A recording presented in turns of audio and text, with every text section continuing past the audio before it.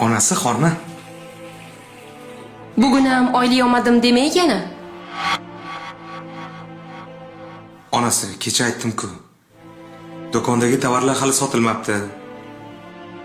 Ozgina sabr qilib turinglar deyishyapti. Sabr qilamiz. Kommunal to'lovlardan ham qarzimiz ko'payib ketgan. Ertaga chiroq o'chib qolsa ham ajab emas. O'tiramiz-a, sham yoqib. Ovqat ham pishdimi? Bir ovqatlanaylik. Ikkalamiz maza qilib gaplashib o'tiraylik. Mana, Ha, oshmi? ichidan go'sht qidirib ovora bo'lmang. Go'shti yo'q.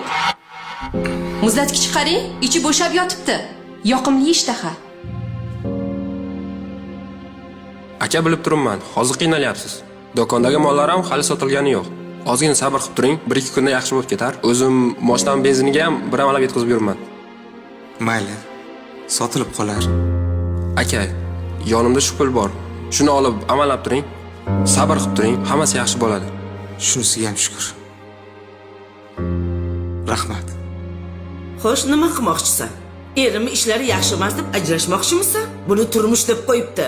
Bir kun unda, bir kun bunda bo'ladi. Mundoq boshqalarning eriga o'xshab restoranga ham olib bormaydilar. Bunaqada yasha olmayman, oyi.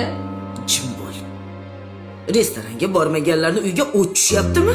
Eringni ishlari sal orqasiga ketsa, orqasidan yomonlashga uyalmaysanmi? Bu yo'qchilik vaqtinchalik bo'ladi. Ishlari yaxshiligida maqtarding-ku. Uyini qara, havas qilsa arziydi. Bunaqa yashab bo'lmaydi, oyi. Uchun ovozingni. Vaqtida erimdan noliyverganim evaziga sen otasiz katta bo'lding. Dadang bizni tashlab ketmadi. Uni men o'zimdan sovutdim. Endi sen men qilgan xatoni takrorlamoqchisan. Bilib qo'y. Erni barakasi ayolni tilida bo'ladi. Ahmoq qiz. Assalomu alaykum. Oyijon, yaxshimisiz? Yaxshi o'tiribsizlarmi? Va alaykum assalom. Issiqni non olib keldim. Voy. Hidini qarang. Butun uyni nonni hidi bosib ketdi-ya. Assalomu alaykum dadasi. Va alaykum assalom. Uzr, bir daqiqa. Alo? Aka, xush xabar bor. Mollar sotildi.